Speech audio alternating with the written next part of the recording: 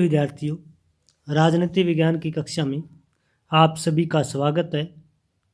आज के इस वीडियो लेक्चर में हम एक बहुत ही महत्वपूर्ण एवं रोचक विषय पर अध्ययन करेंगे और वो रोचक विषय है अंतर्राष्ट्रीय संगठन, जिसे आधुनिक अंतर्राष्ट्रीय राजनीतिक संगठन संयुक्त राष्ट्र संघ के रूप में जाना जाता है।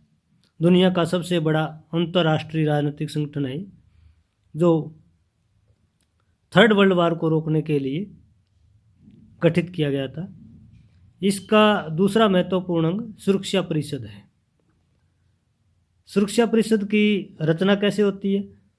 सुरक्षा परिषद के कार्य क्या हैं? सुरक्षा परिषद की शक्तियाँ क्या हैं? सुरक्षा परिषद की संयुक्त राष्ट्र संघ में स्थिति क्या है?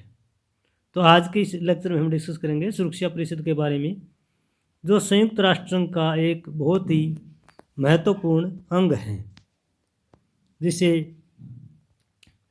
एक प्रभावशाली अंग माना जाता है। सुरक्षा परिषद संयुक्त राष्ट्र संघ की राजनीतिक कार्यपालिका के रूप में कार्य करता है। संपूर्ण विश्व शांति एवं सुरक्षा के लिए पूरा विश्व सुरक्षा परिषद की ओर नज़र रखता है, क्योंकि अंतर्राष्ट्रीय शांति और सुरक्षा की व्यावहारिक जिम्मेदारी सुरक्षा परिषद की ही है। अंतर्राष्ट्रीय विद्वान डेविड कुशमैन ने इसे विश्व का पुलिसमैन कहा है। यानी जिस तरह से कांस्टेबल पुलिसमैन जो है आम जनता की रक्षा करता है, उसी तरह से पूरे विश्व के लोगों, विश्व के राष्ट्रों की रक्षा के लिए सुरक्षा परिषद कार्य करती है। पामर व परकिंस ने इसे संयुक्त राष्ट्र संघ की कुंजी कहा है।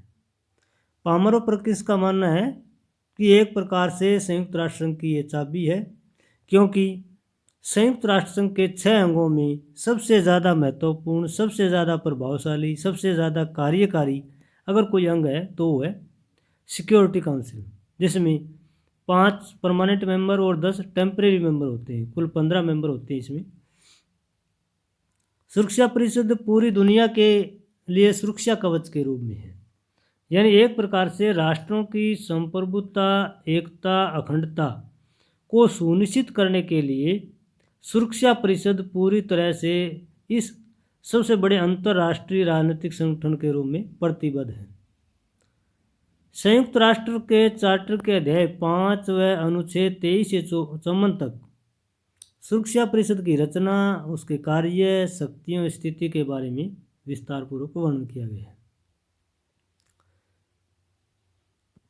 सुरक्षा परिषद की जहाँ तक रचना का सवाल है, तो ये आर्टिकल 23 में दिया गया है, चार्टर का आर्टिकल 23। इसमें सुरक्षा परिषद की सदस्य संख्या के बारे में प्रावधान किया गया है। आरंभ में सुरक्षा परिषद के सदस्य संख्या 11 थी, जिसमें 5 स्थायी सदस्य और 6 अस्थायी सदस्य थे। सितंबर 1965 में अस्थायी सदस्यों की संख्या 6 से बढ़ाकर 10 कर दी गई। इस तरह से सुरक्षा परिषद में कुल सदस्यों की संख्या 15 हो गई, जिसे 5 स्थायी और 10 अस्थायी। 5 स्थायी सदस्यों में इंग्लैंड, अमेरिका, रूस, फ्रांस व चीन है, और 10 अस्थायी सदस्यों में जो 2 वर्ष के लिए चुने जाते हैं, ये हर 2 वर्ष बाद बदल जाते हैं, जिसमें 5 सदस्य एशियाई एवं अफ्रीका से, 1 पूर्वी यूरोप से, 2 दक्षिण अमेरिका से, 2 पश्चिमी यूरोप से लिए जाते हैं। तो इस प्रकार जो है ये 10 सदस्यों का एक महाद्वीपीय आधार पर इनका डिस्ट्रीब्यूशन किया गया है। अस्थायी सदस्य महासभा के 2/3 बहुमत द्वारा 2 वर्ष के लिए चुने जाते हैं। जहाँ तक सुरक्षा परिषद के कार्य करने की प्रक्रिया है, वो एक यह निरंतर गतिशील अंग के रूप में कार्य करता है। यानी सुरक्षा परिषद जो है वो निरंतर गतिशील रहता है, हर समय कार्य करता है, 24 घंटे ये कार्य करता है। और सुरक्षा परिषद में प्रत्येक सदस्य का प्रतिनिधि शामिल रहता है। सुरक्षा परिषद की 1 सप्ताह में 2 बैठकें होती है। परिषद की बैठक मुख्यालय या अन्य स्थान पर भी हो सकती है। सुरक्षा परिषद में मतदान प्रक्रिया का अगर हम देखें तो दो प्रकार के विषय हैं, एक प्रक्रिया संबंधी विषय और दूसरा जो है महत्वपूर्ण मामले। प्रक्रिया संबंधी विषयों में है जैसे बैठक का समय, सहायक अंगों के बारे में, कार्यवाही के नियम आदि से सुरक्षा परिषद के 9 सदस्यों के बहुमत की आवश्यकता होती है। सुरक्षा परिषद के 9 सदस्यों का अगर बहुमत हो तो प्रक्रिया संबंधी मामले का निपटारा किया जा सकता है, जबकि महत्वपूर्ण मामलों में सुरक्षा परिषद के 9 मतों के साथ 5 स्थायी मतों का भी होना आवश्यक है। यानी 5 वीटो पावर कंट्री का जब तक समर्थन नहीं मिलता है तब तक महत्वपूर्ण मामले का निपटारा नहीं किया जा सकता। झगड़े से संबंधित सदस्य मतदान में भाग नहीं ले सकते। चार्टर के अनुच्छेद 1 के अनुसार गैर सुरक्षा परिषद सदस्य अपने प्रभावित हितों की रक्षा के लिए बैठक में भाग ले सकता है, लेकिन उसे मतदान करने का अधिकार नहीं है। यानी ऐसा कोई मेंबर है जो सुरक्षा परिषद का सदस्य नहीं है, अगर उसकी शांति सुरक्षा को खतरा उत्पन्न हो रहा है तो बैठक में भाग ले सकता है, लेकिन वो मतदान नहीं कर सकता।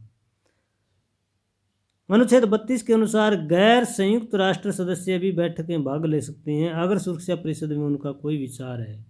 यानी कि ऐसे सदस्य जो यूएन के मेंबर नहीं हैं वो भाग ले सकते हैं अगर उनकी संप्रभुता, एकता, अखंडता प्रभावित हो रही है तो ऐसे सदस्य भाग ले सकते हैं।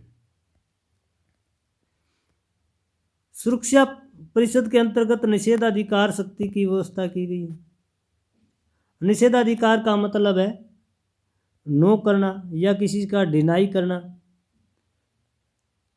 किसी भी व्यक्ति के पास, किसी भी राष्ट्र के पास निषेधाधिकार का मतलब है उस व्यक्ति, उस राष्ट्र, उस इकाई के ना कहने से वो कोई प्रस्ताव पारित नहीं होता, चाहे उसके पक्ष में कितने ही सदस्य संख्या का बहुमत हो।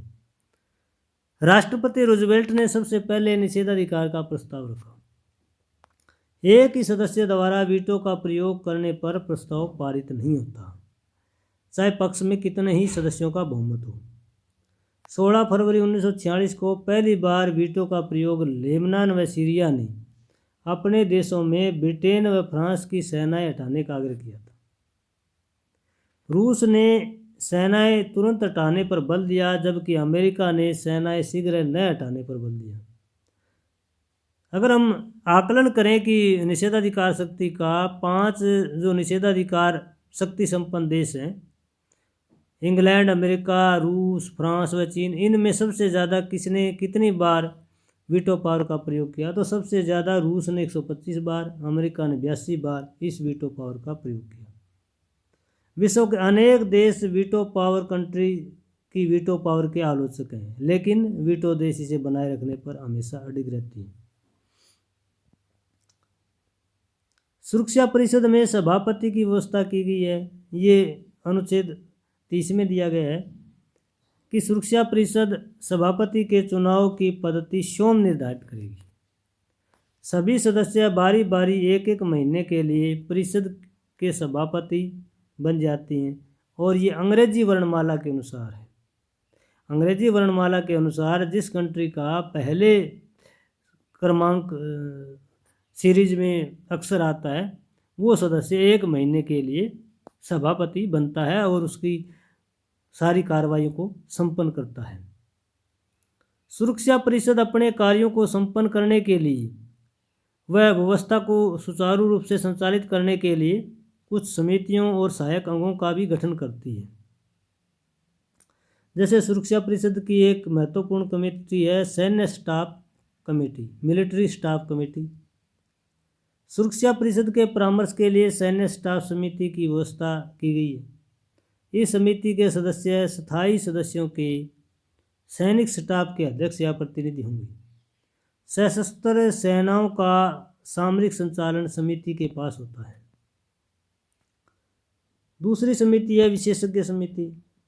इसमें सभी सदस्यों को प्रतिनिधित्व दिया गया है। यह समिति कार्यविधि की नियमावली निर्धारित करती है। तीसरी समिति है प्रवेश समिति। यह समिति नए सदस्यों के प्रेषित आवेदन पत्रों की जांच पड़ताल करती है और प्रत्येक राष्ट्र का प्रतिनिधित्व होता है। यानी प्रवेश समिति में प्रत्येक राष्ट्र सदस्य के रूप में होता है, और जो भी कोई नया कंट्री मेंबर बनना चाहता है तो उसके आवेदन पत्रों की जांच पड़ताल इस कमेटी के द्वारा की जाती है। सुरक्षा परिषद की एक महत्वपूर्ण समिति तदर्थ समिति है, यानी कुछ समय के कार्य के लिए तदर्थ अथवा विशेष समिति परिस्थिति अनुसार वैश्विक तनाव एवं अंतर्राष्ट्रीय मुद्दों पर चिंतन करती है। जैसे भारत पाक से संबंधित समस्याओं के अध्ययन के लिए संयुक्त राष्ट्र आयोग। तदर्थ का मतलब जो है उस समय तक के लिए जब तक कि वो परिस्थितियाँ हैं वो कार्य पूरा नहीं हो जाता। निशस्त्रीकरण आयोग का गठन 11 जनवरी 1952 को निशस्त्रीकरण आयोग का गठन किया गया और सभी राष्ट्र इस आयोग के सदस्य, ये भी सुरक्षा परिषद के अंग के रूप में जुड़ा हुआ है। इस समिति का क्या कार्य है? शस्त्र नियंत्रण का कार्य है, अणुशक्ति पर नियंत्रण का कार्य है, सेना और शस्त्रों में कटौती करने का कार्य इस संघ का है। अब प्रश्न उठता है कि सुरक्षा परिषद के कार्य क्या है, शक्तियां क्या है? सुरक्षा परिषद कौन कौन से कार्य करती है? इसमें पहला कार्य अंतर्राष्ट्रीय शांति एवं सुरक्षा का है। चार्टर के अनुच्छेद 24 में अंतर्राष्ट्रीय शांति एवं सुरक्षा का दायित्व सुरक्षा परिषद को सौंपा गया। वार्षिक व विशेष प्रतिवेदन महासभा को प्रस्तुत किया जाता है। अनुच्छेद 25 में व्यवस्था की गई है कि सभी सदस्य सुरक्षा परिषद के निर्णयों को मानने के लिए सहमत हैं, यानी सुरक्षा परिषद जो भी निर्णय लेगी सदस्य राष्ट्र उससे सहमत होंगे। अनुच्छेद 26 में व्यवस्था की गई है कि सुरक्षा परिषद सैन्य स्टाफ समिति की सहायता से सदस्यों को शस्त्र नियमित करने की योजना प्रस्तुत करेगी। एक प्रकार से शस्त्र नियंत्रण की बात कही गई है। अनुच्छेद 27 में व्यवस्था की गई है कि सुरक्षा परिषद के 10 अस्थायी सदस्यों तथा इसके स्थायी सदस्यों के मतदान से निर्णय लिया जाएगा। विवादित अथवा संबंधित पक्ष इसमें भाग नहीं लेगा। तो आर्टिकल 27 में व्यवस्था की गई है कि 10 अस्थायी और 5 स्थायी सदस्यों के मतदान से निर्णय लिया जाएगा। अनुच्छेद 28 में व्यवस्था की गई है कि सुरक्षा परिषद निरंतर कार्य करती रही। इसके लिए प्रत्येक सदस्य के एक प्रतिनिधि के उपस्थित रहने का प्रावधान किया गया है। यानी सुरक्षा परिषद का जितने भी कंट्री हैं, 15 कंट्री हैं, उनका एक एक सदस्य हमेशा सुरक्षा परिषद में प्रेजेंट रहेगा ताकि इसका कार्य किसी प्रकार से बाधित ना हो। अंतर्राष्ट्रीय शांति और सुरक्षा के जो चैलेंज है उनको आसानी से निपटाया जा सके। सुरक्षा परिषद के कार्यों में अंतर्राष्ट्रीय शांति एवं सुरक्षा में अगला महत्वपूर्ण आर्टिकल है 29, जिसमें व्यवस्था की गई है कि परिषद अपने कार्यों को संपन्न करने के लिए सहायक अंगों की व्यवस्था कर सकती है। यानी परिषद को यह अधिकार है कि शांति और सुरक्षा के लिए अन्य अंगों की स्थापना की जा सकती है। अनुच्छेद 30 में व्यवस्था की गई है कि यह अपने अध्यक्ष के चयन सहित प्रक्रिया के लिए नियमों का निर्माण कर सकती है। अनुच्छेद 31 में व्यवस्था की गई है कि सुरक्षा परिषद की बैठक में संयुक्त राष्ट्र संघ का कोई सदस्य जो सुरक्षा परिषद का सदस्य नहीं है अपने प्रभावित हितों के संरक्षण के लिए बैठक में भाग ले सकता है, लेकिन उसे मतदान का अधिकार नहीं होगा। यानी ऐसा कोई राष्ट्र जो सिक्योरिटी काउंसिल का मेंबर नहीं है लेकिन अगर उसके हित प्रभावित हो रही हैं तो बैठक में भाग ले सकता है, हालांकि उसे मतदान का अधिकार नहीं दिया गया है। आर्टिकल 32 में दिया गया है कि किसी गैर सदस्य राष्ट्र यूएनओ का जो सदस्य नहीं है जिसका सुरक्षा परिषद में विवाद है उसे शर्तों सहित भाग लेने के लिए आमंत्रित किया जाएगा, लेकिन उसे विवाद पर मतदान करने का अधिकार नहीं दिया जाएगा। सुरक्षा परिषद का एक महत्वपूर्ण कार्य विवादों का शांतिपूर्ण निपटारा है और ये चार्टर के आर्टिकल 33 से 38 तक दिया गया है। Peaceful settlement of international dispute from article 33 to article 38। पहला इसमें आर्टिकल 33 दिया गया है जिसमें व्यवस्था की गई है कि अंतर्राष्ट्रीय शांति एवं सुरक्षा को खतरा उत्पन्न होने पर संबंधित पक्ष शांतिपूर्ण तरीके से विवादों का समाधान करेंगे, जैसे वार्तालाप के द्वारा, जांच पड़ताल के द्वारा, मध्यस्थता के द्वारा, सत्य सेवा के द्वारा, सनातन यानी मेल मिलाप के द्वारा, पंच निर्णय के द्वारा, न्यायिक निर्णय के द्वारा व क्षेत्रीय संगठनों के द्वारा। ये ऐसे तरीके हैं जिसके माध्यम से अंतर्राष्ट्रीय समस्याओं का शांतिपूर्ण तरीके से समाधान किया जा सकता है। अनुच्छेद 34 में व्यवस्था की गई है कि अंतर्राष्ट्रीय शांति एवं सुरक्षा को खतरा उत्पन्न होने पर सुरक्षा परिषद किसी भी विवाद की जांच पड़ताल करवा सकती है। अनुच्छेद 35 में व्यवस्था की गई है कि कोई भी सदस्य अनुच्छेद 34 में उल्लेखित किसी विवाद को सुरक्षा परिषद एवं महासभा में प्रस्तुत कर सकता है।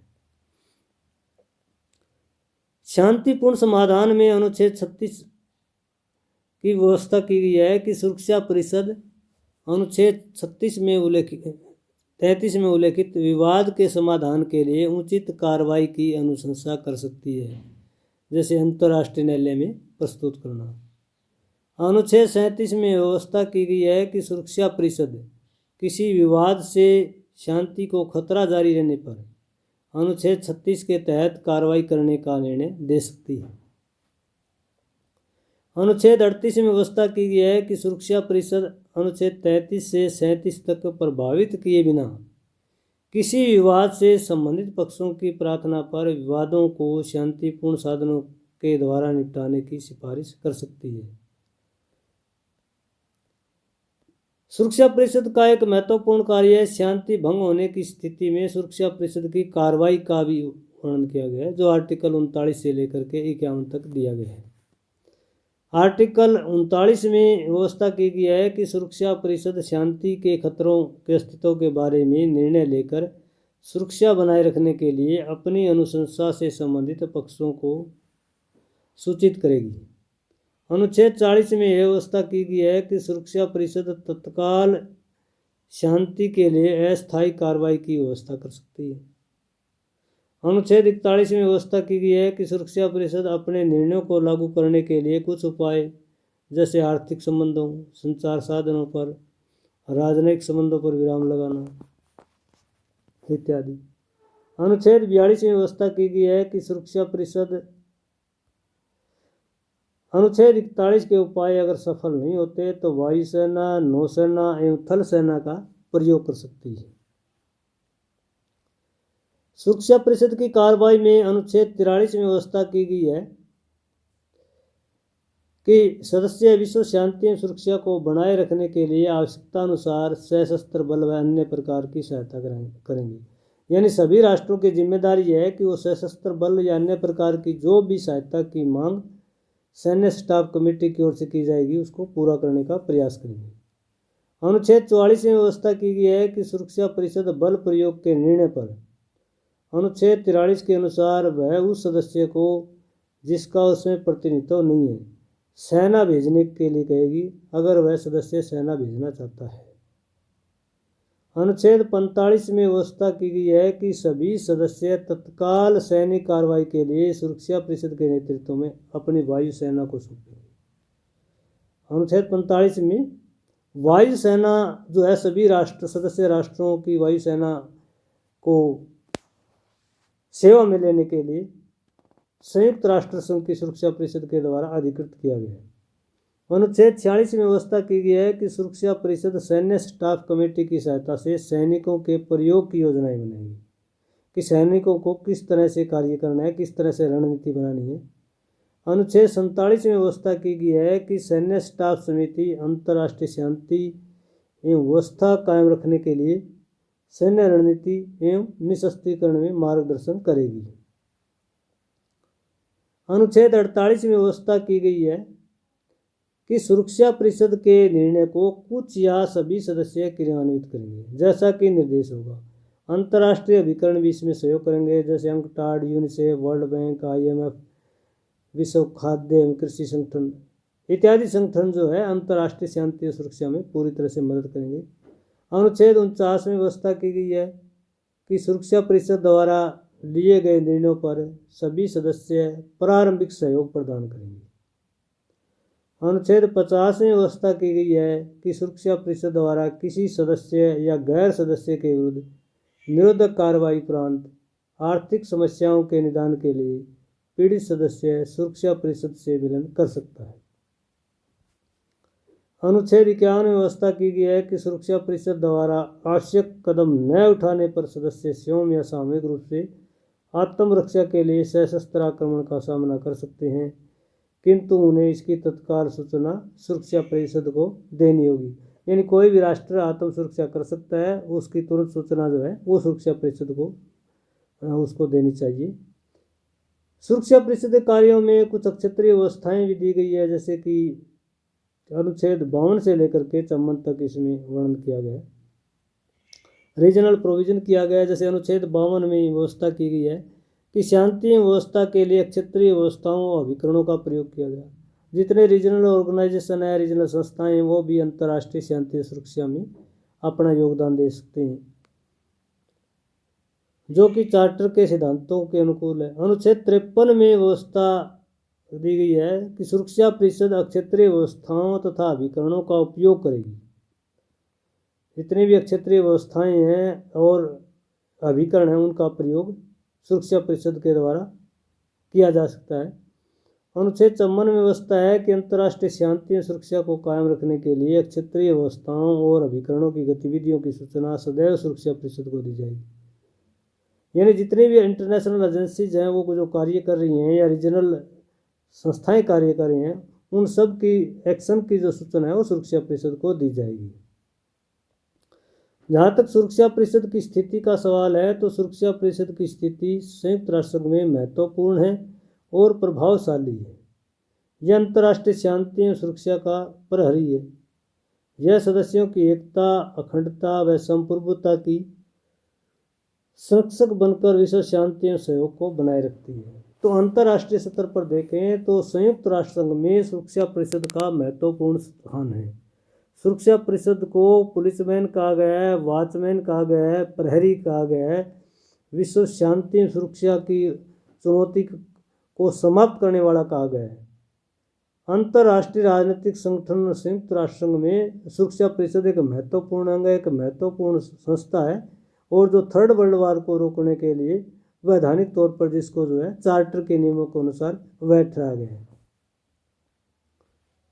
तो आज का हमारा टॉपिक था कि सुरक्षा परिषद की रचना कैसे होती है, सुरक्षा परिषद क्या कार्य करती है, सुरक्षा परिषद के पास शक्तियाँ क्या है, सुरक्षा परिषद की रचना, सुरक्षा परिषद के कार्य, सुरक्षा परिषद की शक्तियाँ एवं स्थिति से संबंधित आज का ये वीडियो लेक्चर आपको कैसे लगा कमेंट करके ज़रूर बताइएगा। अगर लेक्चर पसंद आता है तो इसे लाइक कीजिए, अपने मित्रों के साथ शेयर कीजिए और मेरे इस यूट्यूब चैनल को सब्सक्राइब करना न भूलिए। धन्यवाद।